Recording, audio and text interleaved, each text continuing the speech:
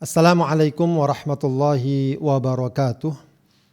Bismillahirrahmanirrahim. Alhamdulillahirabbil alamin wassalatu wassalamu ala sayyidina Muhammadin wa ala alihi wa ashabihi ajma'in, amma ba'd. Sahabat Adrim yang dimuliakan Allah Subhanahu wa taala, sesuai rencana kita akan mulai mengkaji kitab Riyadhus Shalihin dari sejak awal atau dari sejak bab pertama dan seterusnya. Mudah-mudahan Allah berkahi dan Allah ridhoi.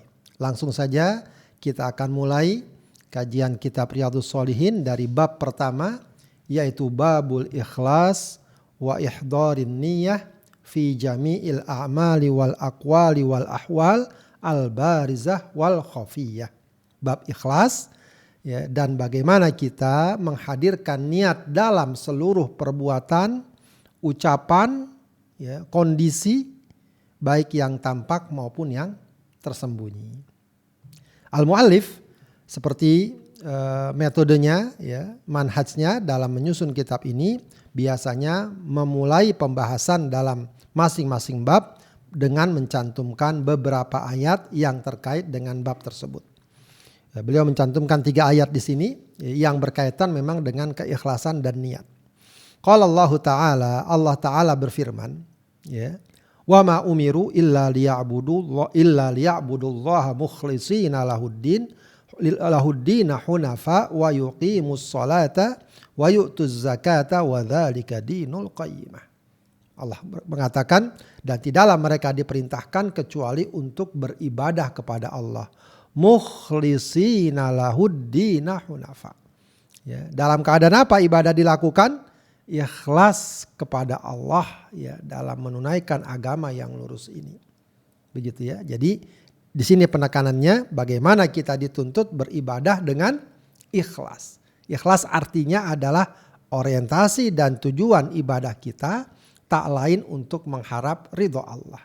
Wa yuqimus shalah, dan mereka menegakkan salat, wa yu'tuz zakah, menunaikan zakat, wa dzalika dinul qayyimah. Inilah agama yang benar, agama yang lurus. Jadi landasan utamanya adalah bagaimana kita beribadah dengan ikhlas. Itu surat Al-Bayyinah ayat 5. Kemudian muallif Al-Imam An-Nawawi mencantumkan surat Al-Hajj ayat 37, wa qala ta'ala, dan Allah juga berfirman, la yanalallaha luhumuha. Tidaklah sampai kepada Allah luhumuha, dagingnya, ini kaitannya dengan kurban. Wala dima'uha, dan darahnya. Walakin yanaluhut taqwa minkum. Tapi yang sampai kepada Allah, itu adalah ketakwaan kalian. Jadi ketika seorang berkurban, dia sembelih seekor sapi, seekor kambing atau onta. Yang sampai kepada Allah bukan daging dan darahnya, tapi apa? Penghambaan kita, ketulusan ibadah kita kepada Allah. Ini juga memberikan isyarat yang kuat tentang apa? Tentang keikhlasan, ketulusan dalam ibadah kita. Wa qala ta'ala, Allah juga berfirman, qul, katakan, qul ya Muhammad maksudnya. Katakan wahai Muhammad kepada umatmu, kepada para sahabat, in tukhfu ma fi sudurikum, kalau kalian sembunyikan apa yang ada dalam dada kalian, au tubduhu, atau kalian perlihatkan, ya'lamhullah. Allah pasti mengetahuinya. Jadi apa yang kita sembunyikan, kita keluarkan, Allah Maha tahu. Ini tentu kaitannya dengan niat, sebab niat ini masalah hati. Walaupun di mulut kita bilang ikhlas, tapi dalam hati kita enggak ikhlas untuk selain Allah, untuk mendapatkan ridho selain Allah, Allah tahu. Maka ini memang soal hati. Ikhlas ini memang soal bagaimana kita memanage hati kita. Tentu saja banyak lagi ayat-ayat yang lain, namun Al-Mu'allif tampaknya mencukupkan dengan ketiga ayat ini untuk memberikan isyarat yang kuat bahwa ibadah kita, ketaatan kita itu memang tidak bisa tidak harus disertai dengan niat yang benar, yaitu niat kepada Allah Subhanahu wa taala. Baik, langsung saja kita bahas hadis pertama dalam bab ini dan dalam kitab ini. Jadi nanti kalau nomor hadis dalam kitab Riyadhus Shalihin akan berurutan Baik bab 1, bab 2, nanti nyambung ya. Kalau bab 1 misal sampai 5 hadis, bab kedua berarti berikutnya hadis ke-6, hadis ke-7 dan seterusnya. Kita baca hadis pertama. Bismillahirrahmanirrahim. Wa an amiril mu'minin, dari amiril mu'minin. Ya, orang yang pertama mendapatkan atau menggunakan gelar amirul mu'minin adalah Umar bin Khattab radhiyallahu an. Abi Hafsin, ya, kunyahnya Abu Hafs. Ya, Umar bin Khattab, ya, Umar ibn Khattab bin Nufail bin Abdul Uzza bin Riyah bin Abdullah bin Qurt bin Razah bin Adi bin Ka'ab bin Lu'ay bin Ghalib al-Qurashi al-Adawi. Ya, jadi memang Umar bin Khattab ini asli ya, dari suku Quraisy. Radhiyallahu an. Jadi diriwayatkan oleh Umar bin Khattab. Qala, dia berkata, Umar berkata, sami'tu Rasulullah sallallahu alaihi wasallam yaqul. Aku mendengar Rasulullah sallallahu alaihi wasallam bersabda, ya. Innamal a'malu binniyat. Innama ini kalau dalam bahasa Arab para ulama sering menyebutnya sebagai apa? Adatul hasr, ailil hasr. Maksudnya untuk yang namanya hasr itu disebut para ulama isbatul hukmi wa nafyu ma'ada dzalik. Ya, jadi menetapkan satu hukum, ketentuan dan menafikan selainnya. Ya, jadi dia seperti kalimat la ilaha illallah. Ya, mengisbatkan Allah Tuhan kita. Selainnya tidak, bukan Tuhan kita, hanya Allah, begitu ya. Nah, innama juga begitu maknanya. Ya, maksudnya adalah apa? Yang namanya amal tidak bisa tidak harus dengan niat. Berarti kalau tidak ada niat, tidak ada amal. Tidak ada amal di sini maksudnya apa? Amal tersebut tidak diterima. Amal tersebut tidak dikabul oleh Allah. Nah, amal jamak dari amal. Apa yang dimaksud dengan amal di sini? Yang dimaksud dengan amal di sini adalah amal ibadah atau amal soleh. Ya, maka para ulama umumnya mengartikan atau memahami innamal a'malu binniyat adalah innama sihhatul a'mali binniyat. Sesungguhnya sahnya amal itu, diterimanya amal itu dengan niat. Ya, dengan niat. Makna niat di sini, ya niat dari segi bahasanya al-qasdu, ada maksud. Ya. Namun yang dimaksud niat di sini adalah bagaimana amal kita tujukan untuk mendapatkan ridho Allah Subhanahu wa taala. Maka di sini niat ada dua makna memang. Yang pertama adalah kaitannya dengan orientasi kita, bagaimana agar setiap amal kita tujukan untuk ya mendapatkan ridho Allah. Kemudian ada juga makna niat yang disebut oleh para ulama, yaitu niat dari jenis ibadah. Ya, jadi dari segi prakteknya, ibadah-ibadah yang kita lakukan hendaknya ditetapkan dan ditegaskan niatnya. Kita mau puasa apa? Oh, puasa wajib, puasa Ramadan, oh puasa sunnah, oh puasa nazar, puasa qadha. Nah, itu harus ditegaskan. Salat apa? Zuhur, apa asar, apa salat rawatib, apa salat tahajud, apa salat duha, ditegaskan niatnya. Innamal a'malu binniyat. Ya, jadi amal ini, amal ibadah kita baru diterima oleh Allah, dikabulkan oleh Allah kalau disertai dengan niat. Niat karena Allah, untuk mendapatkan ridho Allah. Begitu ya. Makanya hadis ini ya itu oleh para ulama dijadikan sebagai landasan untuk membangun satu kaedah yang disebut kaedah utama. Kaedah besar. Di antaranya adalah yang bersumber dari hadis ini, kemudian para ulama membuat satu kaedah al-umuru bimaqasidiha. Segala perkara tergantung niatnya. Ya, makanya kemudian kalau kita belajar fikih, selalu dalam setiap ibadah ya disertakan satu kesimpulan bahwa rukun dari ibadah tersebut adalah niat. Ya, mau sholat harus niat, mau wudhu harus niat dan seterusnya. Begitu ya. Baik, jadi kesimpulannya adalah niat di sini pertama orientasi kita harus karena Allah, dan kemudian kalau praktek-praktek ibadah kita harus tetapkan jenisnya, macam dari ibadah tersebut itu untuk apa. Begitu. Kemudian Rasulullah katakan wa innama likulli imri'in ma nawa. Nah, ini untuk memperjelas konsekuensinya, karena memang niat sangat menentukan, berarti Rasulullah katakan wa innama likulli imri'in ma nawa, dan ya setiap orang ya bagiannya, balasannya manawa, tergantung apa yang dia niatkan. Ya, jadi apa yang akan dia dapatkan dari amalnya? Wa innama likulli imri'in manawa. Ya tergantung ya dari apa yang dia niatkan. Kalau yang dia niatkan karena Allah, dia dapat ridho Allah. Kalau dia niatkan karena dunia, ya dari dunia dia dapat. Ya, bisa dapat bisa enggak ya, tapi yang jelas dia enggak niat untuk Allah. Ya, jadi tergantung niatnya. Mungkin amalnya sama, pelaksanaannya sama, tapi yang didapati bisa beda. Dari segi apa? Dari segi niatnya. Ada orang, 2 orang sholat, ya, sama-sama sholat subuh, sama-sama 2 rakaat, takbirnya bareng, salamnya bareng. Tapi beda enggak? Balasannya bisa beda. Kenapa? Yang satu niatnya karena ingin ridho Allah, yang satu niatnya karena ingin dapat ridho mertua misalnya. Nah itu beda. Ya. Kemudian Rasulullah berikan perumpamaan dari apa yang telah beliau jelaskan. Faman kanat hijratuhu ilallahi wa rasuli fa hijratuhu ilallahi wa rasuli. Apa perumpamaan yang Rasulullah angkat? Hijrah. Hijrah itu apa mana hijrah? Dari segi bahasa lah at-tarku, meninggalkan. Ya, tapi yang namanya hijrah adalah meninggalkan sesuatu karena Allah untuk menyelamatkan agama. Itu namanya hijrah. Sedangkan hijrah yang dimaksud dalam hadis ini adalah hijrahnya Rasulullah dan para sahabat dari Mekah ke Madinah.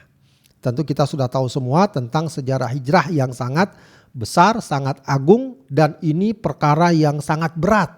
Bayangkan meninggalkan kampung halaman, negeri kelahiran itu bukan perkara remeh. Ya, setiap orang punya fitrah untuk cinta tanah airnya, cinta negerinya, tempat kelahirannya, tapi harus dia tinggalkan. Karena apa? Ingin menyelamatkan agama. Karena ketika itu kaum muslimin, para sahabat di Mekah tidak aman untuk menyatakan keimanannya, melaksanakan ajaran Allah. Maka akhirnya ada perintah hijrah ke Madinah karena di sana ada keamanan dan ada yang menyambutnya sebagai orang beriman. Akan tetapi walau sedemikian berat perjalanan hijrah kala itu, tetap saja diterima atau tidaknya, sah atau tidaknya, diakui atau tidaknya, tergantung niatnya. Maka Rasulullah katakan, faman kanat hijratuhu ilallahi wa rasuli, siapa yang hijrahnya kepada Allah dan Rasulnya, fa hijratuhu ilallahi wa rasuli, maka hijrahnya kepada Allah dan Rasulnya. Maksudnya apa? Para ulama mengatakan, maka hijrahnya akan mendapatkan pahala dan balasan dari Allah. Ya. Siapa yang hijrahnya karena Allah, ingin taat kepada Allah, patuh kepada Allah, wa rasuli, ingin melaksanakan ajaran Rasulullah SAW, fahijratuhu ilallahi wa rasul, maka dia akan mendapatkan sebagaimana yang Allah janjikan, sebagaimana yang Rasulullah janjikan, yaitu apa? Pahala, ampunan dari Allah, kebaikan dari Allah, begitu. Tapi waman kanat hijratuhu lidunya yusibuha, siapa yang hijrahnya semata karena dunia yang ingin dia kejar, yang ingin dia raih, awim ro'atin yankihuha, atau wanita yang ingin dia nikahi, fahijratuhu ila ma hajara ilai, maka hijrahnya nilainya seperti apa? Ya tergantung niatnya. Ya mungkin dia dapat dunia, dia dapat wanita yang ingin dia nikahi, ya sampai situ nilainya. Adapun pahala dari Allah tidak dia dapatkan. Kenapa? Karena niatnya bukan untuk ridho Allah. Muttafaqun ala sihhati. Hadis ini muttafaq, ya, disepakati kesahihannya ya oleh 2 imam hadis yang paling utama, yaitu Imam Bukhari dan Imam Muslim. Maka dikatakan rawahu imamal muhadditsin, ya, diriwayatkan oleh 2 imam para ahli hadis, para ulama hadis. Pertama Abu Abdullah Muhammad bin Ismail bin Ibrahim bin Mughirah bin Bardizbah al-Ju'fi al-Bukhari. Ya, maksudnya Imam Bukhari. Kunyahnya Abu Abdullah, namanya Muhammad, ya, Muhammad bin Ismail. Wa Abu al-Husani, ya, Muslim, Abu al-Husaini, maaf. Wa Abu al-Husaini Muslim bin al-Hajjaj bin Muslim al-Kushairi an-Naisaburi radhiyallahu anhuma fi sahihaihima alladaini huma asahhal kutub al-musannafah. Ya, jadi hadis ini diriwayatkan oleh Imam Bukhari dan Imam Muslim, ya, yang mereka cantumkan dalam kitab sahih mereka, kedua kitab sahih mereka, yang memang keduanya dikatakan sebagai kitab yang paling sahih yang pernah dibuat atau disusun.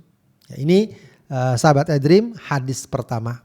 Ya, apa pelajaran hadis yang bisa kita ambil? Pertama, niat adalah syarat diterimanya amal. Selain ittiba, memang nanti ada ittiba, amal kita harus sesuai dengan tuntunan Rasulullah. Tapi satu perkara yang juga harus kita hadirkan, tidak bisa tidak, yaitu niat. Niat kita harus karena Allah, ingin mendapatkan ridho Allah. Begitu. Kemudian hadis ini mengisyaratkan kita untuk memperhatikan orientasi kita dalam ibadah. Ibadah kita ini untuk apa? Ya, jangan sampai ibadah yang sudah banyak, sudah besar, tapi niat dan orientasinya salah. Maka semua itu tidak ada nilainya di sisi Allah Subhanahu wa ta'ala. Kemudian perhatikan niat, ya, dan jenis ibadah. Niat dalam jenis ibadah. Ya, jadi kalau kita sholat, kita tetapkan ini sholat apa? Zuhur apa asar? Ya. Sholat tahajud, apa sholat istikharah, nah itu nanti sesuai dengan niatnya. Kalau kita ngasih uang ke seseorang, niatnya apa? Cuma pengen ngasih saja, cuma ingin ngasih hadiah, atau kita niatkan sebagai zakat, nah itu beda nilainya. Kenapa? Jenis ibadahnya beda. Begitu ya, jenis ibadahnya beda. Besok kita puasa apa? Puasa qadha kah? Puasa nazar kah? Atau puasa sunnah biasa? Nah itu kita perhatikan niatnya. Kemudian niat menentukan kualitas pahala. Tadi ya sudah kita katakan orang ibadahnya sama-sama sedekah 1 juta. Yang 1 juta, yang ini 1 juta. Apakah pahalanya sama? Beda. Tergantung apa? Niatnya. Tergantung niatnya. Karena niat menentukan kualitas pahala. Ya. Innamal a'malu binniyat wa innama likulli imri'in ma nawa. Ya, jadi wa innama likulli imri'in ma nawa, balasan bagi setiap orang tergantung niatnya. Kemudian hadis ini memberikan isyarat bagaimana Rasulullah memperjelas satu masalah dengan memberikan perbandingan atau perumpamaan. Ini menjadi salah satu uslub pengajaran yang baik, ya, agar dapat dipahami lebih baik. Ya, datangkan contoh-contoh perumpamaan yang dapat memudahkan seseorang menangkap pesan yang disampaikan. Rasul dalam hal ini menjadikan hijrah sebagai contohnya. Kenapa hijrah? Karena hijrah ini perkara yang berat, perkara yang sulit, perkara yang kalau bukan karena keimanan seorang akan sulit untuk memenuhinya. Tapi dilakukan oleh para sahabat. Ya, tapi kata Rasulullah itu tergantung niatnya juga. Walau seberat apapun, sebesar apapun, kalau niatnya tidak benar, yang gak dapat pahala dari Allah. Makanya ada satu ungkapan yang sangat indah dari Abdullah bin Mubarak. Kam min soghirin azzamahun niyah. Betapa banyak amal yang dianggap kecil, sepele, tapi menjadi besar. Karena apa? Niatnya tulus karena Allah. Mungkin cuma dia bersedekah 1.000 rupiah. Tapi memang uangnya tidak banyak. Bisa jadi itu pas-pasan. Cuma dia lakukan dengan sepenuh ketulusan dan ikhlas. Maka dia jadi besar. Tapi ada orang bersedekah jutaan, ratusan juta, cuma yang dia mau dan dia inginkan hanyalah sekedar pujian. Itu tidak ada nilainya di sisi Allah. Betapa banyak perkara kecil dari besar karena niatnya. Wa kam min azimin saghorahun niyah. Betapa banyak perkara yang dianggap besar, hebat, wah gitu ya. Tapi di sisi Allah kecil. Kenapa? Karena niatnya. Penting kita memperhatikan niat. Jadi kenapa hijrah diambil contoh? Kita katakan hijrah saja yang seberat dan sebesar itu, ya, balasannya masih tergantung niatnya. Apalagi yang remeh-temeh, apalagi yang ringan. Udahlah pekerjaannya ringan, pekerjaannya sepele, niatnya nggak ikhlas pula, begitu ya, tidak diterima. Ya, sebab hijrah yang besar saja tidak diterima kalau niatnya salah. Kemudian hadis ini juga memberikan pelajaran tentang bahayanya godaan dunia dan wanita dalam beramal. Ya tentu kita bukan berarti diperintahkan memusuhi dunia, memusuhi wanita, lawan jenis, tidak. Tapi kita harus sadar bahwa dalam amal ibadah kita salah satu atau perkara yang cukup besar potensi untuk merusak nilai dari amal kita adalah godaan dunia. Ya, tawaran-tawaran dunia. Orang beramal, beribadah apakah untuk Allah atau semata untuk mendapatkan keuntungan dunia, ya, untuk mendapatkan materi atau mungkin bahasa sekarang popularitas, jabatan, kedudukan dan semacamnya. Ya, ngapain dia pergi haji? Oh, pergi haji saya pengen dapat tempat di masyarakat agar saya dipilih punya jabatan ini, jabatan itu. Nah, itu godaan dunia. Ada lagi satu lagi godaan wanita, lawan jenis lah ya. Ya, seringkali ibadah dan ketaatan kita ya melenceng orientasinya ketika tergoda oleh lawan jenis. Ya, kita ibadah, sholat segala macam hanya untuk mendapatkan perhatian dan cinta dari seseorang, ya. Yang dia cintai. Ya, laki-laki ingin mendapatkan perhatian dari wanita, wanita ingin mendapatkan perhatian dari laki-laki. Lalu dia beribadah, lalu dia beramal. Cuma itu yang dia kejar. Nah, ini bahayanya. Ya, maka kita selalu waspada dari godaan-godaan, dari tarikan-tarikan yang dapat membuat niat kita melenceng, menyimpang. Ya, maka kita diingatkan dengan hadis Rasulullah, innamal a'malu binniyat. Maka kata para ulama, hadis ini sangat penting untuk kita ulang-ulang agar mengingatkan kita tentang orientasi kita, semangat kita, ya, tujuan dasar kita dalam beribadah dan beramal soleh. Semoga Allah jadikan kita orang-orang yang ikhlas dalam beribadah dan beramal, sehingga semoga Allah terima dan kabulkan setiap amal ibadah kita. Itu saja yang dapat kami sampaikan. Wallahu a'lam bishawab. Wassalamualaikum warahmatullahi wabarakatuh.